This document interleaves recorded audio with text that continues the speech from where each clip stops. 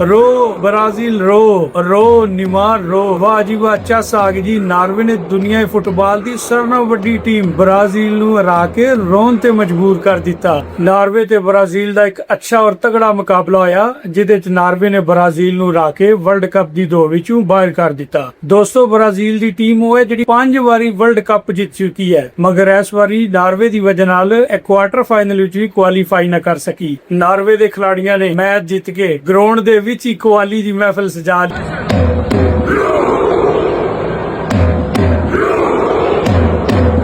Norway ਤੇ Brazil ਦੀ ਬੜੀ ਅਜੀਬ ਹਿਸਟਰੀ ਹੈ। ਜਿਸ ਤਰ੍ਹਾਂ Pakistani cricket team world cup ਵਿੱਚ ਕਦੇ ਇੰਡੀਆ ਕੋਲ ਨਹੀਂ ਜਿੱਤੀ, ਐਸੇ ਤਰ੍ਹਾਂ ਬ੍ਰਾਜ਼ੀਲ ਦੀ ਟੀਮ ਵਰਲਡ ਕੱਪ ਵਿੱਚ ਨਾਰਵੇ ਕੋਲੋਂ ਕਦੇ ਨਹੀਂ ਜਿੱਤ ਸਕੀ। ਨਾਰਵੇ ਤੇ ਬ੍ਰਾਜ਼ੀਲ ਦੇ ਤਕਰੀਬਨ 4 ਮੈਚ ਹੋਏ ਨੇ ਵਰਲਡ ਕੱਪ ਦੀ ਪੂਰੀ ਹਿਸਟਰੀ 'ਚ, ਜਿਹਦੇ 'ਚ 2 ਵਾਰੀ ਨਾਰਵੇ ਜਿੱਤਿਆ ਹੈ ਔਰ 2 ਮੈਚ ਇਹਨਾਂ ਦੇ ਬਰਾਬਰ ਰਹੇ। ਬ੍ਰਾਜ਼ੀਲ ਦੀ ਟੀਮ ਨੂੰ ਹਰਾਉਣ ਵਿੱਚ ਨਾਰਵੇ ਦੇ ਬਿਹਤਰੀਨ ਖਿਡਾਰੀ ਅਰਲਿੰਗ ਹਾਲੈਂਡ ਦਾ ਕਿਰਦਾਰ ਸੀ, ਜਿਨੇ 2 ਜ਼ਬਰਦਸਤ ਗੋਲ ਕੀਤੇ ਔਰ ਆਪਣੀ ਟੀਮ ਨੂੰ ਸ਼ਾਨਦਾਰ ਤਰੀਕੇ ਨਾਲ ਜਿਤਵਾਇਆ। ਦੋਸਤੋ, ਪਾਕਿਸਤਾਨ ਦੇ ਵਿੱਚ ਅਕਸਰੀਅਤ ਜਿਹੜੀ ਆ ਉਹ ਬ੍ਰਾਜ਼ੀਲ ਦੀ ਫੈਨ ਹੈ ਔਰ ਪਾਕਿਸਤਾਨ ਵਿੱਚ ਵੀ ਬ੍ਰਾਜ਼ੀਲ ਦੇ ਫੈਨ ਨੇ ਜਿਹੜੇ ਉਹ ਰੋ ਰਹੇ ਨੇ। ਪਾਕਿਸਤਾਨੀ ਕੌਮ ਅੱਗੇ ਗੁਜ਼ਾਰਿਸ਼ ਹੈ ਕਿ ਯਾਰ ਬ੍ਰਾਜ਼ੀਲ ਨੂੰ ਛੱਡ ਦਿਓ, ਨਾਰਵੇ ਦੀ ਸਪੋਰਟ ਕਰੋ। ਨਾਰਵੇ ਦਾ ਵੀਜ਼ਾ ਬੜੀ ਜਲਦੀ ਲੱਗ ਜਾਂਦਾ ਹੈ ਔਰ ਅੱਧਾ ਪਾਕਿਸਤਾਨ ਨਾਰਵੇ ਨੇ ਸੰਭਾਲਿਆ ਹੈ। ਇਸ ਵਾਸਤੇ ਬ੍ਰਾਜ਼ੀਲ ਨੂੰ ਭੁੱਲ ਜਾਓ ਔਰ ਅਗਲੇ ਮੈਚਾਂ ਵਾਸਤੇ ਨਾਰਵੇ ਦੀ ਭਰਪੂਰ ਸਪੋਰਟ ਕਰੋ।